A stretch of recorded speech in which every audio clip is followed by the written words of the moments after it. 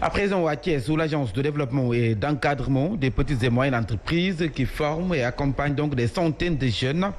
Elle participe aussi à la politique de formation et d'accompagnement des jeunes dans l'entrepreneuriat. En prélude du Conseil des ministres décentralisé prévu dans la Cité du Rail, la DPME a procédé à la restitution de ses travaux.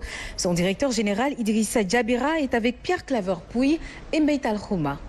La formation et ce programme, il est important parce qu'il a permis d'accompagner les entreprises sur une durée de 6 mois. 600 entreprises sur l'ensemble du territoire ont été accompagnées sur une durée de 6 mois.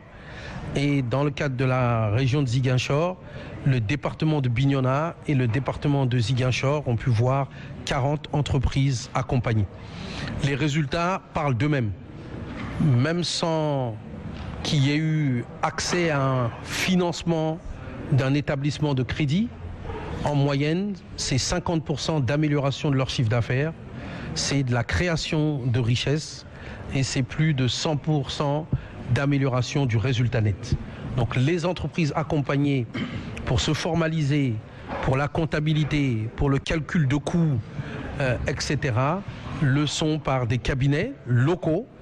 Je tiens aussi à féliciter le cabinet Performance Afrique qui accompagne ces différents entrepreneurs par de la formation et par de la formation sur le terrain de proximité, aller au niveau de l'entreprise, voir comment est-ce qu'elle gère et voir comment est-ce qu'elle peut être accompagnée.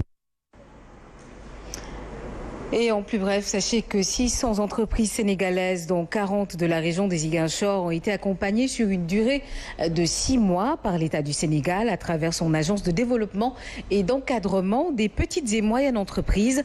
Le résultat de cet accompagnement est très satisfaisant pour le compte des bénéficiaires de la région du sud du pays. Ziguinchor a abrité un atelier de restitution.